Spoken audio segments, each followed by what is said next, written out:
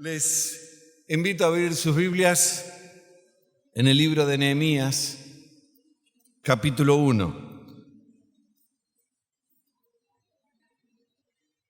Fin de año, el Señor puso una palabra en mi corazón leyendo el libro de Nehemías y va en consonancia con las palabras que compartieron Ángel el primer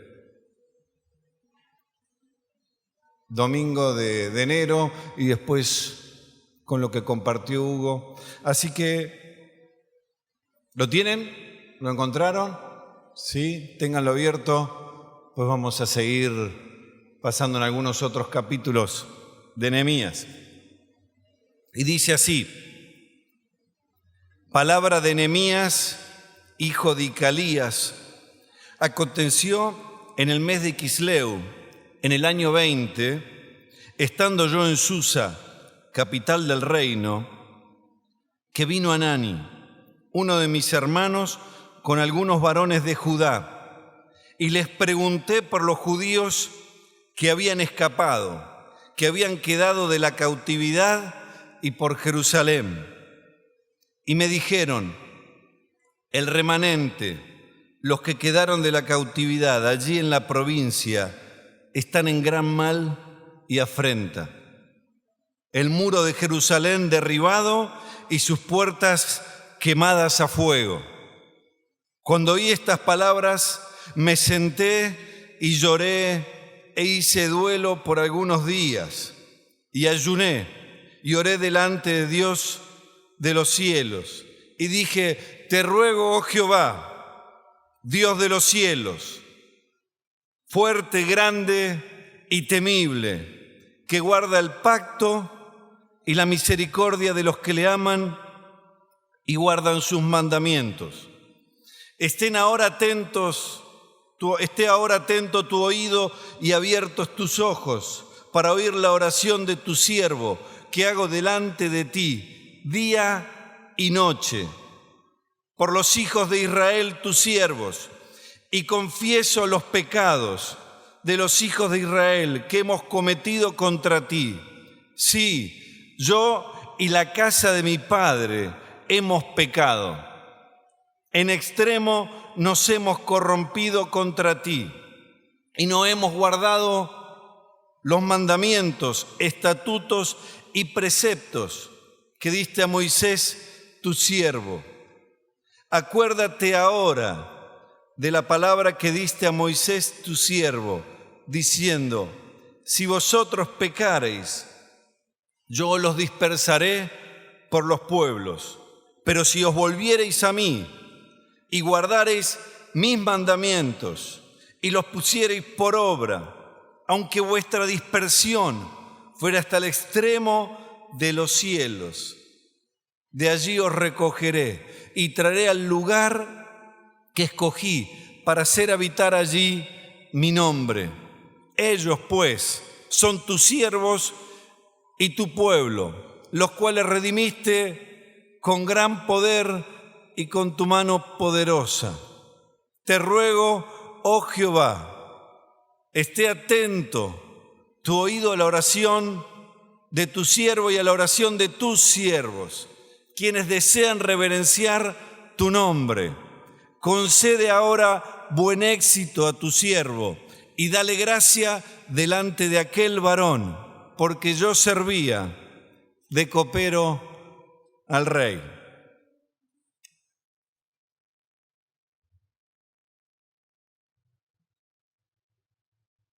Nehemías es un libro muy interesante. No sé si lo han leído últimamente, pero si hace rato que no lo leen, vuelvan a leerlo.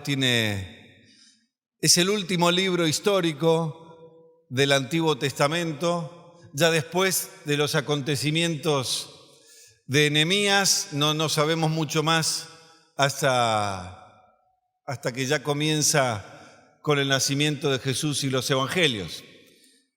Pero es un libro muy interesante que relata la historia de Nehemías, quien también escribió ese libro allá por el 440 antes de Cristo aproximadamente, y en ese momento estaba bajo el reinado de Persia, siendo Artajerjes rey en ese momento. Y Nehemías era un judío de la cautividad. Había nacido, lo más probable, no hay mucho que se conozca de su historia, pero lo más probable es que haya nacido en ese momento, por ahí primero bajo el reino de Babilonia y después siguió bajo el reinado persa. Y tenía un lugar muy importante de servicio dentro de ese reino. Su función era ser copero del rey. Qué interesante, ¿no? Ser copero del rey.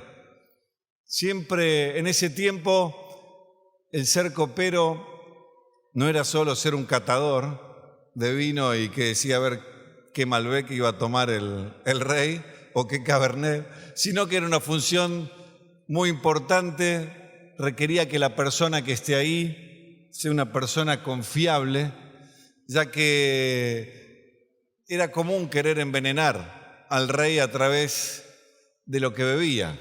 Entonces, la función de Nehemías era, antes que el rey tome, él tomaba primero.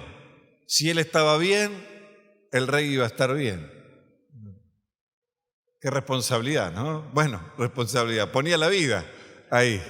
Así que si a alguno le daba algo mal para tomar, bueno, el primero que la ligaba era Nehemías.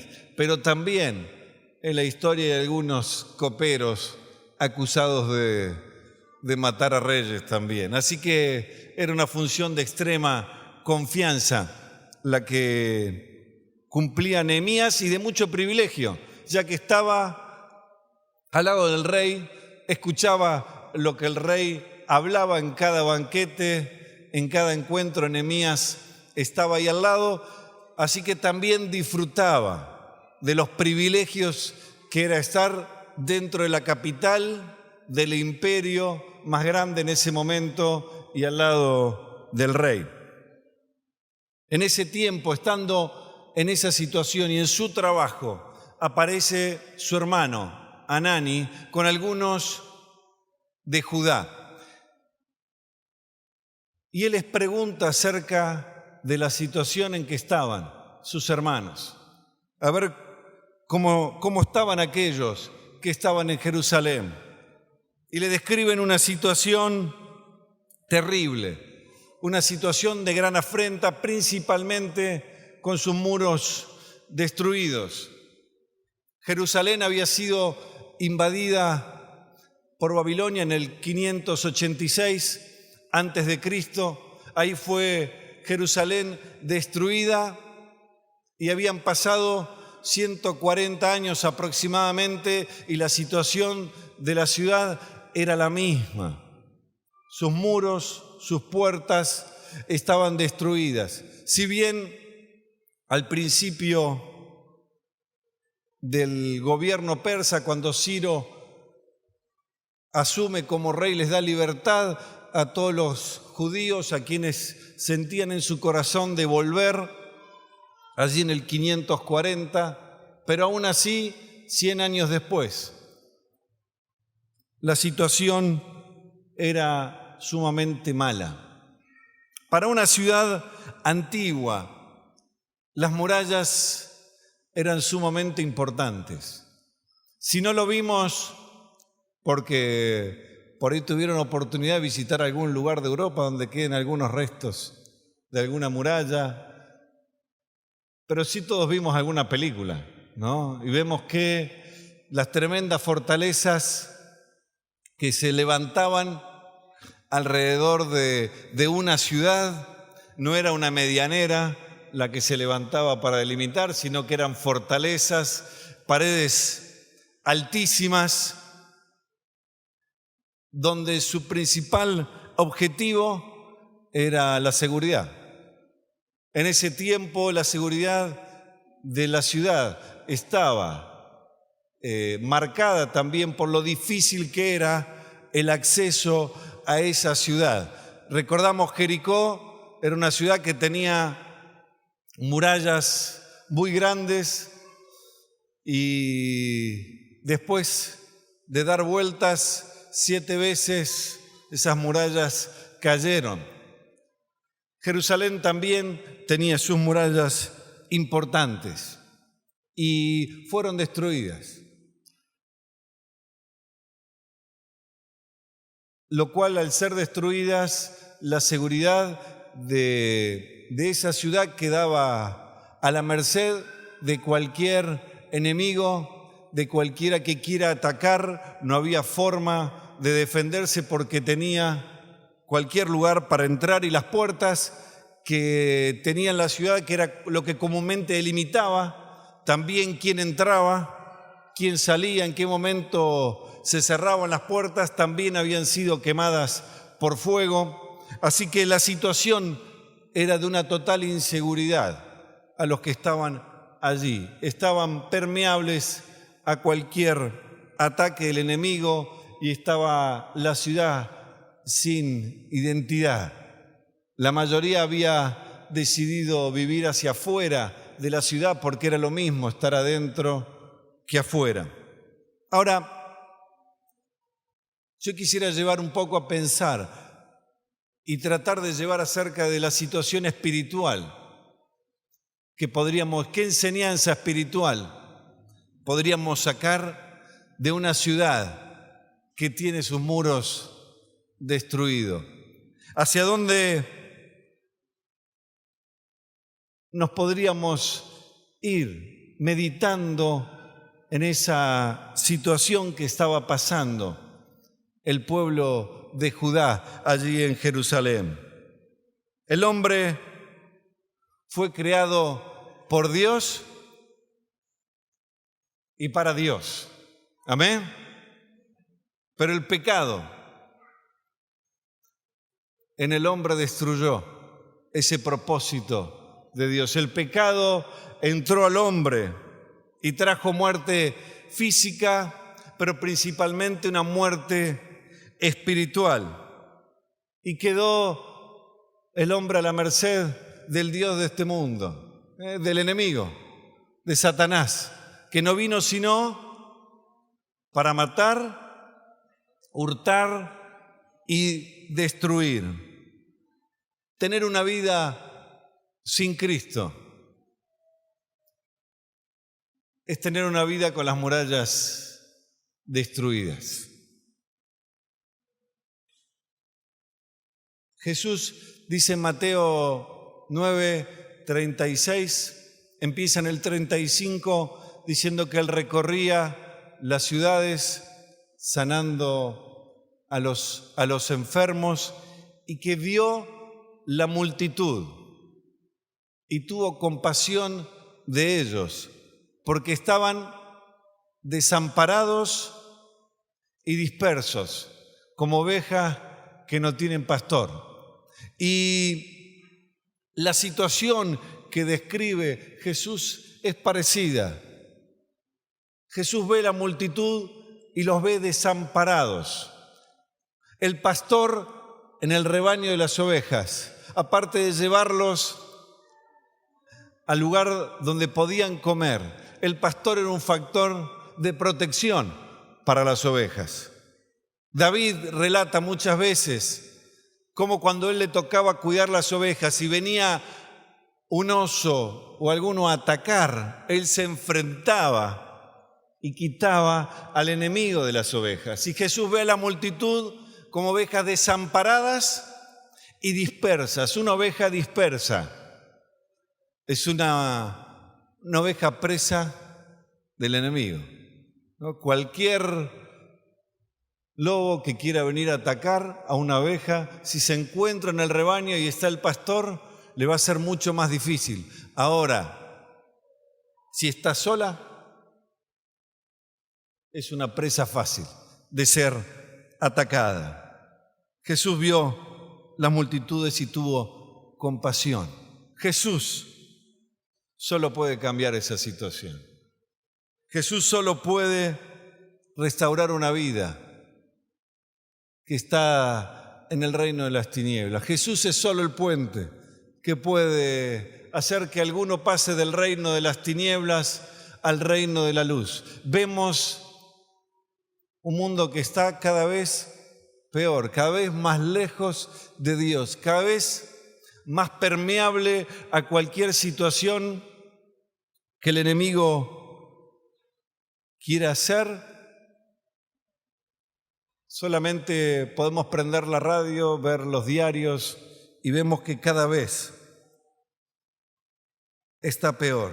Y nosotros que tenemos a Cristo, nosotros que le conocimos, nosotros que experimentamos su poder en nuestras vidas, tenemos el mensaje y tenemos la responsabilidad de transmitir a otros esa palabra de salvación. Y yo quería, tomando el ejemplo de Nehemías, resaltar 6 puntos. Hay muchos más, pero quería solo detenerme en 6 puntos acerca de cómo actuó Nehemías y cómo eso nos puede ayudar a nosotros también a alcanzar a otros con la palabra de salvación. Marcelo dijo que este año queremos tener una iglesia mucho más de puertas hacia afuera.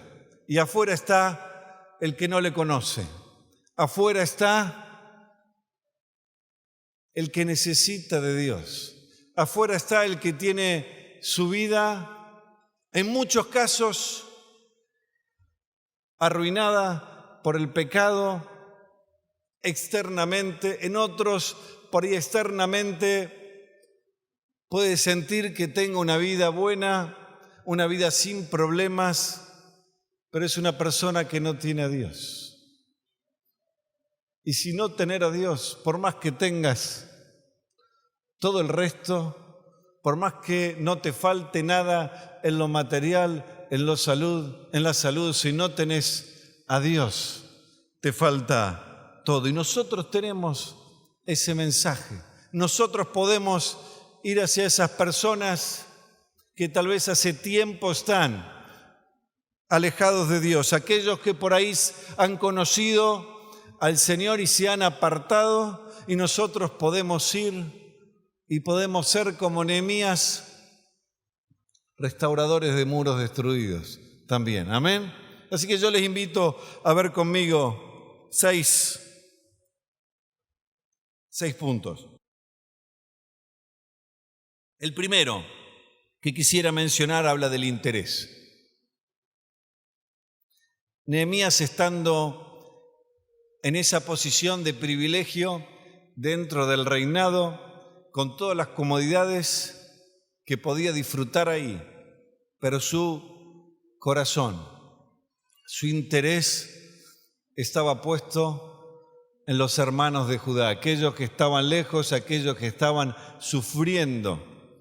Y dice que tan pronto llegaron esos hermanos, Nehemías se encuentra con ellos y les pregunta, ¿cómo están ellos? ¿Cuál es la situación de los que están en la provincia?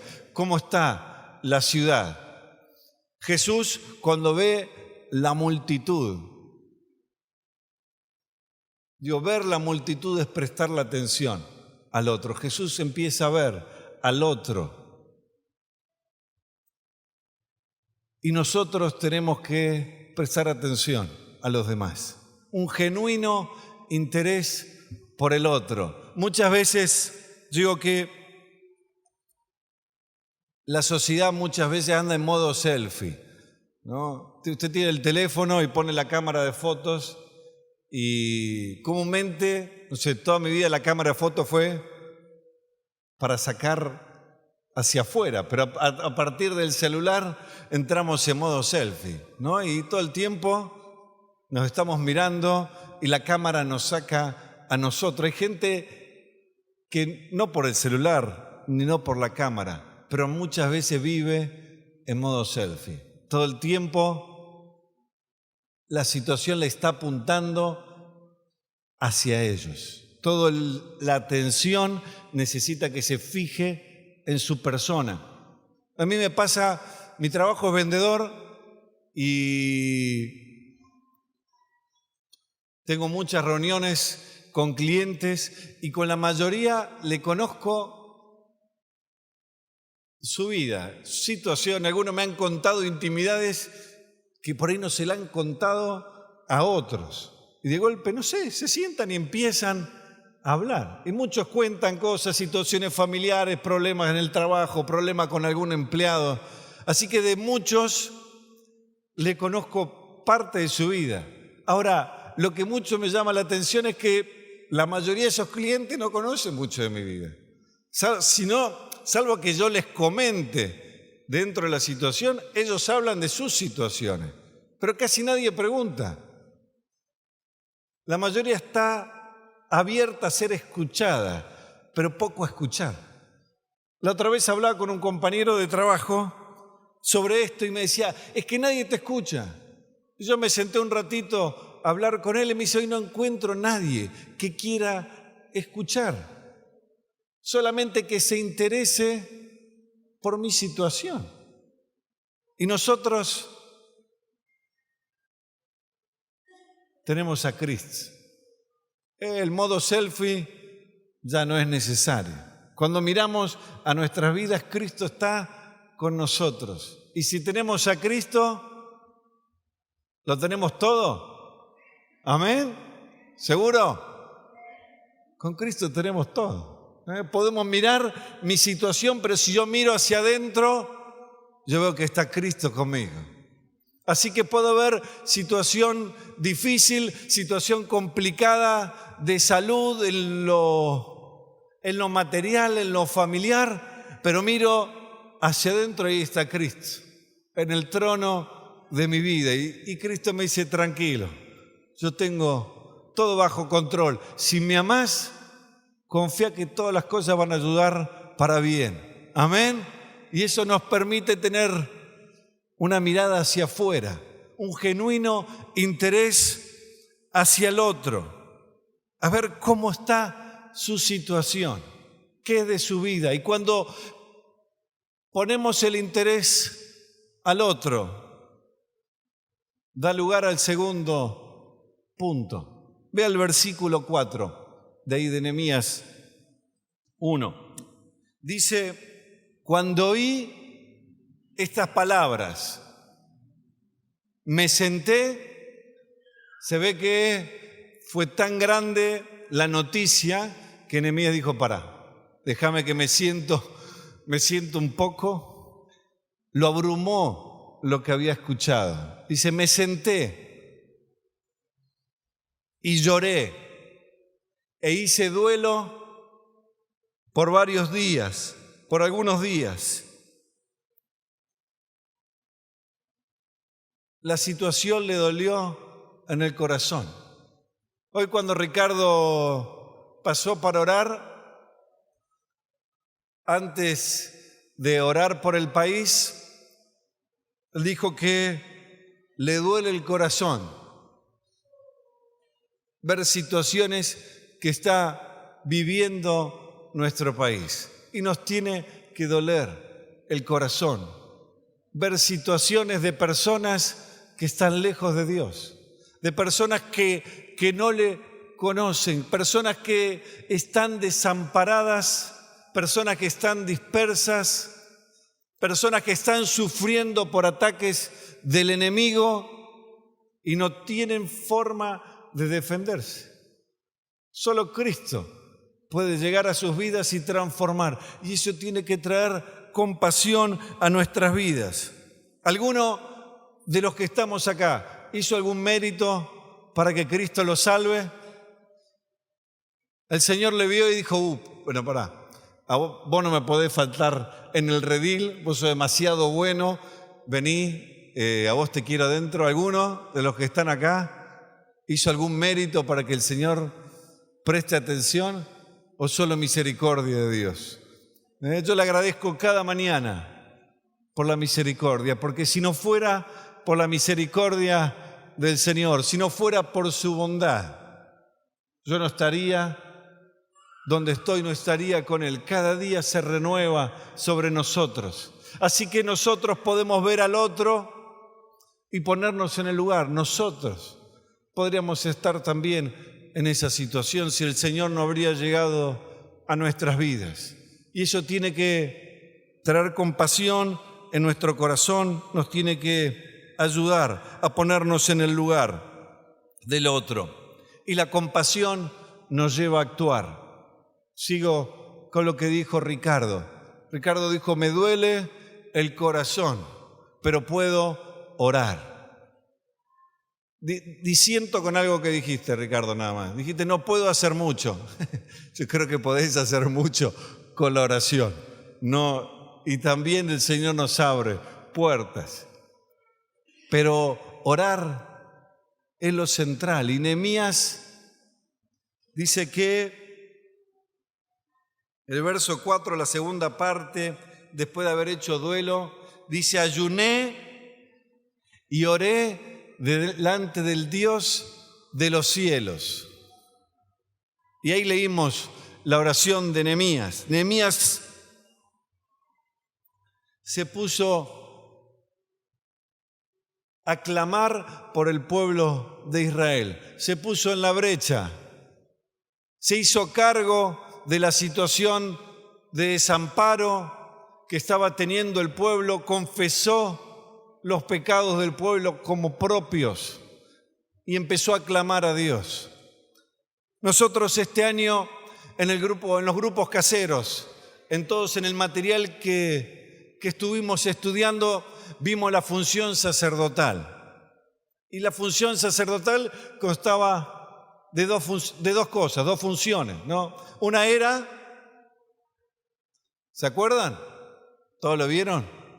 Una era llevar a los hombres a Dios. Esa era una de las funciones sacerdotales. La otra es llevar a Dios a los hombres.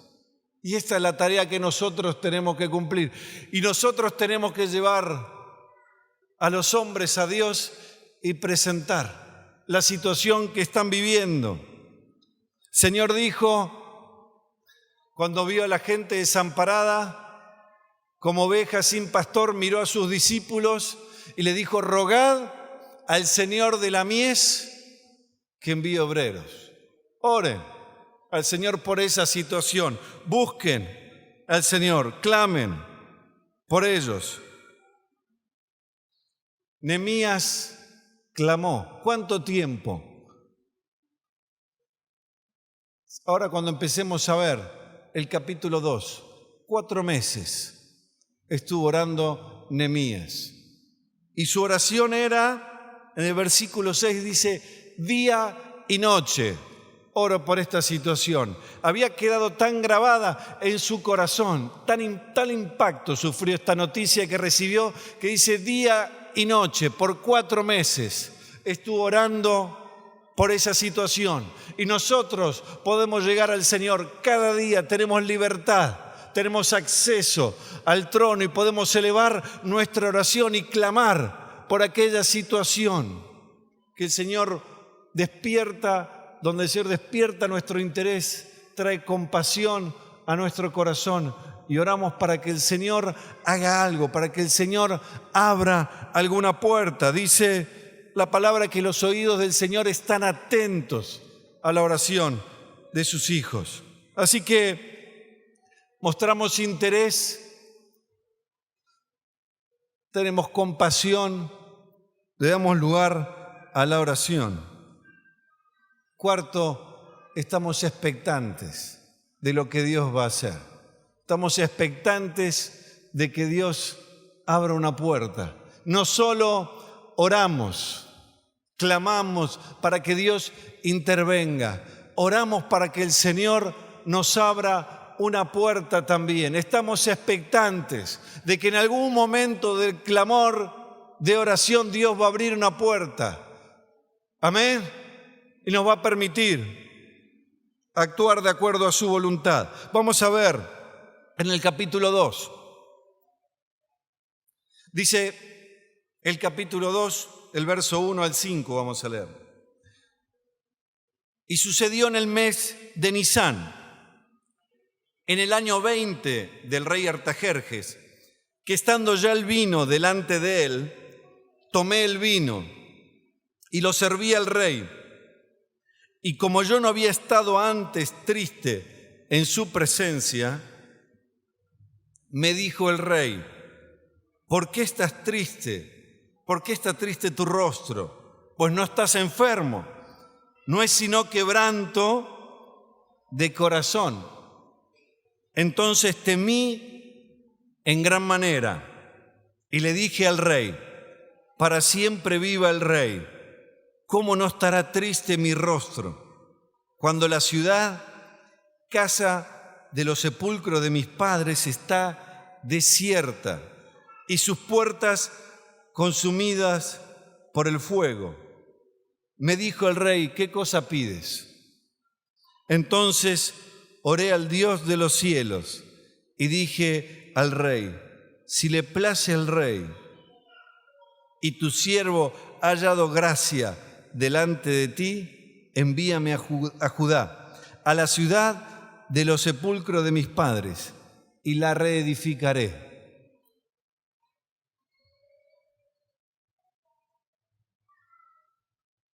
Cuatro meses estuvo orando Nehemías. Ahí, según el calendario hebreo, lo podemos ver. Empezó en el mes de Quisleu, el mes de Nisan. Son 4 meses aproximadamente. Y en un momento está delante del rey. Y Nehemías no podía estar triste. Nadie podía estar triste delante del rey.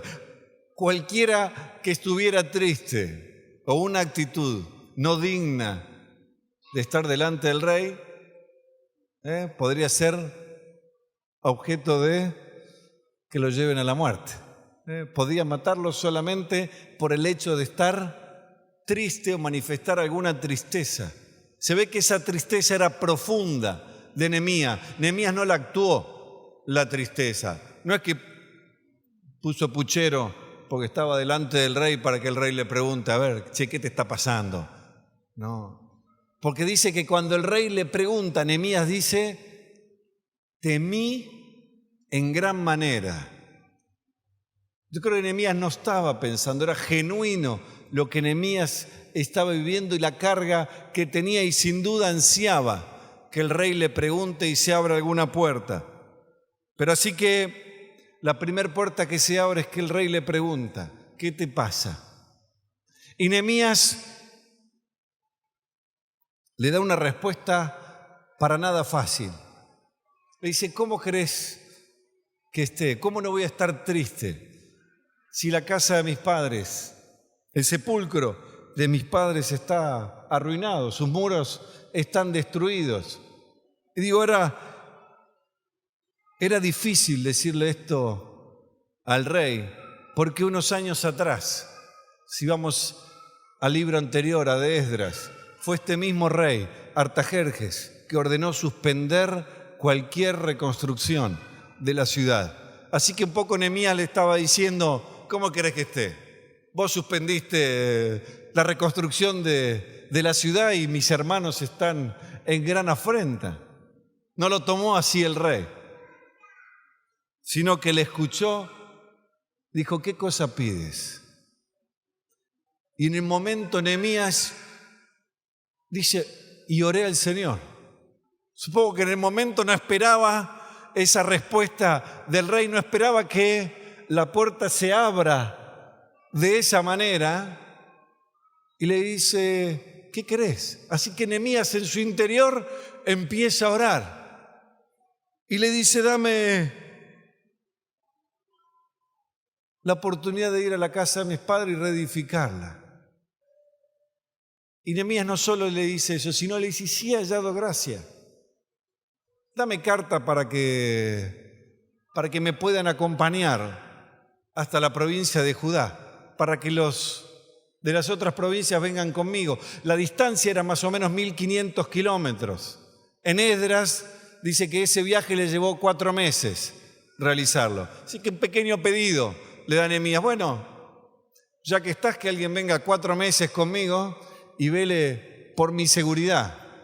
Y si haya un poquito más de gracia, al que maneja los bosques, dame carta para que me dé todo lo que necesito, todas las herramientas, toda la madera para poder reconstruir. Dice que el rey se lo dio. Y la clave está en el verso 8. Según la benéfica mano de Dios sobre mí. Porque es Dios quien abre puertas. ¿Has estado orando y hay alguna puerta que no se abre? ¿Algún familiar que hace años que estás orando y la puerta parece que está cerrada, que no hay forma de que esa puerta se abre, esa situación cambie y a veces tiende a desanimar? Hay algún vecino que uno no sabe cómo ya hablarle, algunos compañeros de trabajo, tenemos carga, estamos orando, tenés fe, Dios abre puertas, tenés expectativa de que Dios va a abrir puertas y te va a dar oportunidad de reconstruir muchas vidas, no vos, sino la mano del Señor en tu vida. Amén. Me acordaba cuando era adolescente y nosotros de chiquitos fuimos todo el tiempo a la iglesia. Mi mamá nos llevaba a mis dos hermanos y a mí. Mi papá tenía el negocio y abría los domingos también a la mañana, así que no podía venir a las reuniones. No sé si tampoco tenía muchas ganas de venir a las reuniones. No, por ahí en Pascua a veces aparecía, hacía el esfuerzo y venía. Pero había llegado un momento, me acuerdo mi hermano le dijo a nuestro pastor de entonces, mi viejo no se convierte más. La verdad que mi viejo no se va a acercar al Señor. Y si bien siempre fue un buen hombre, un muy buen padre, pero nuestro anhelo es que conozca al Señor. Anhelamos poder juntos ir a la iglesia con Él.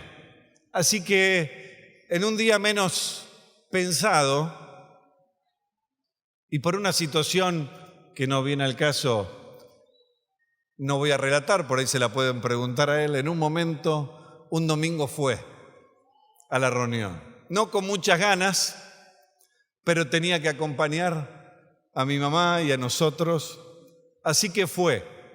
Y yo me acuerdo que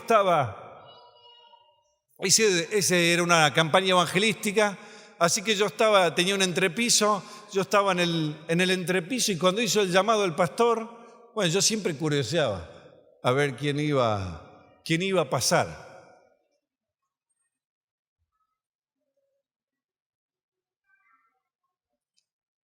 Y en ese momento pasó mi papá. Aquel que pensamos que no llegaba, que no vendía un día, el Señor abrió. Y lo primero que pensé era, mi hermano había llegado tarde a esa reunión y no lo había visto. Así que lo primero que pensé era ir a ver a mi hermano y decirle, che, el viejo se convirtió.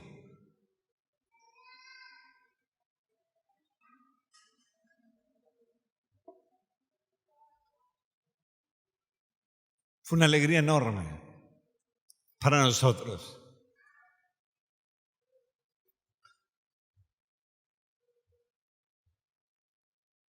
Y por muchas veces,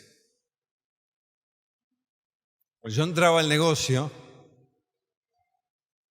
el negocio está al lado, y lo veía a mi papá con los lentes, leyendo la Biblia. Muchos años, de mi mamá orando y orando, y por ahí hay alguno que está orando también. Y pasa el tiempo y ves que las puertas parecen cerradas. Dios va a abrir puertas. Dios va a abrir puertas cuando menos lo esperás. Va a abrir puertas que parece que están cerradas y que nadie las abre. El Señor toca y el Señor abre y hace como Él quiere. Era muy difícil que se abra esta puerta para Nehemías, pero Dios estaba con él. Y si vos estás clamando, si estás orando, si estás buscando al Señor de corazón, Dios escucha tu oración. Sus oídos están atentos a tu oración y Dios abre puertas. Amén. Así que tenemos que estar expectantes de que Dios va a abrir puertas. No importa las complicaciones, no importa que vea diciendo acá, esto no cambia. Dios tiene poder para cambiar cualquier situación. Capítulo 2, verso 17. Nehemías llega después de un largo viaje a Jerusalén y dice que por 3 días no le comunicó a nadie lo que iba a hacer, sino que empezó a recorrer Jerusalén y ver bien el estado en que se encontraba esa ciudad. Y en el verso 17 dice que los reunió a los principales de la ciudad. Y les dije, vosotros veis el mal en que estamos, que Jerusalén está desierta y sus puertas consumidas por el fuego. Venid y edifiquemos el muro de Jerusalén y no estemos más en oprobio. Entonces les declaré cómo la mano de mi Dios había sido buena sobre mí, y asimismo las palabras que el rey me había dicho, y dijeron, levantémonos y edifiquemos, y así esforzaron sus manos para bien. El quinto punto es, involucremos a otros. Si Dios nos abre una puerta, involucremos a otros. Contemos lo que Dios puso en nuestro corazón, las puertas que Dios nos abrió. Invitemos a otros a participar también de esa obra que Dios está haciendo. Me acuerdo cuando Rubén, que está allí sentado, vino una vez al grupo y comentó, mirá, yo no sé qué pasó. Bueno, él estaba orando por los compañeros de trabajo, pero en un momento, dice, me dijeron, ¿por qué no hacemos un grupo casero nosotros? Y ninguno de sus compañeros tenía idea de lo que era una iglesia, lo que era conocer al Señor. Nadie sabía nada, pero en un momento se abrió la puerta. Y vino Rubén y dijo, se abrió esta puerta. Vienen conmigo, y nos involucró a otros. Y otros por mucho tiempo estuvimos yendo, visitando, y quedaron familias en el Señor allí, porque una puerta se abrió, involucramos a otros.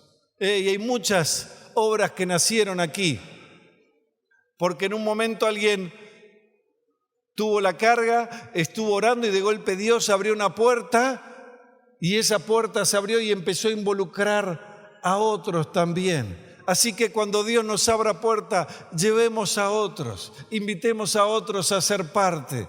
Y también nosotros, dejémonos invitar también, dejémonos involucrar y apoyemos las puertas que se abren, porque Dios va a abrir puertas en este tiempo y vamos a necesitar que muchos otros estén apoyando y trabajando también. Y por último, Nehemías 6,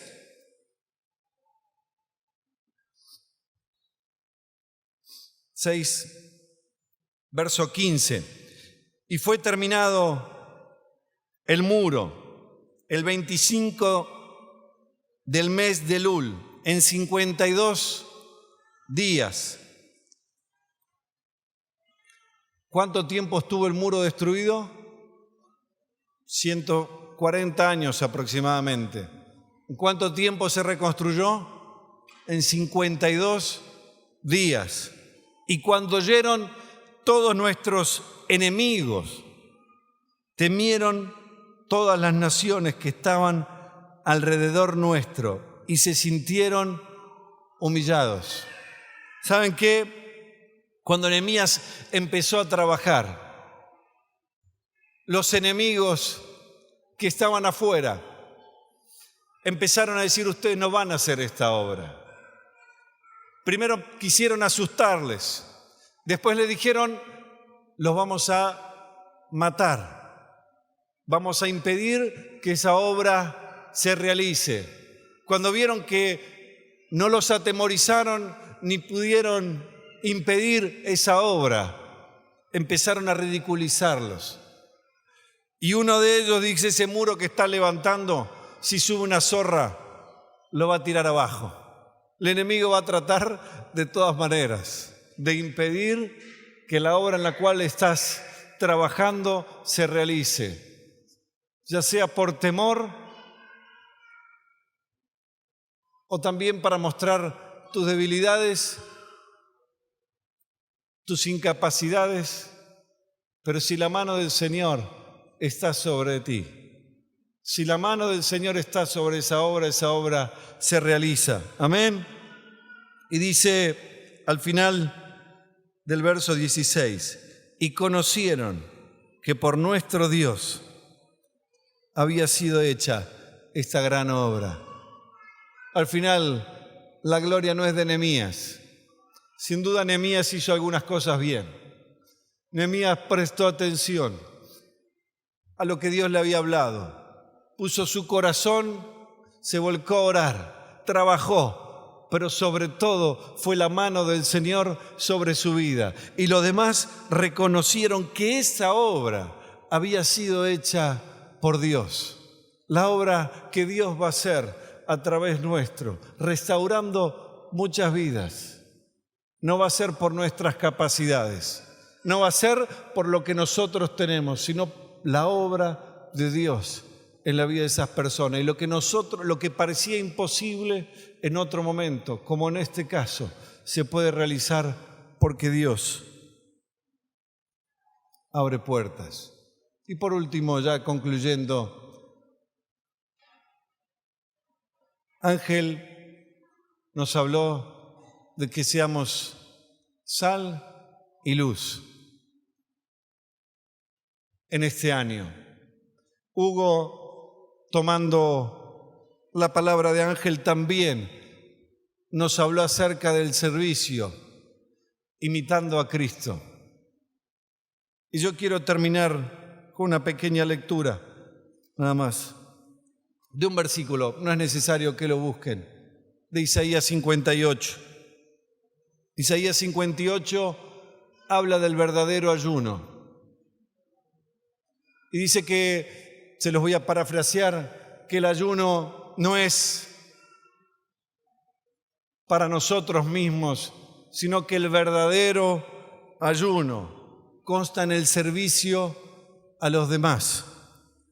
¿No es acaso, dice, compartir tu pan con el hambriento, dar refugio a los pobres, vestir al desnudo, no dejar de lado a los desamparados? Dice que el verdadero ayuno es el servicio a los demás. Entonces, tu luz será como la aurora. Y tu luz, dice, tu luz en las tinieblas brillará como el mediodía. En medio de la noche, tu luz va a ser como el mediodía. Dice: el Señor te guiará siempre, te saciará en tierras resecas, fortalecerá tus huesos, serás como jardín bien regado, como manantial cuyas aguas no se secan, no se agotan.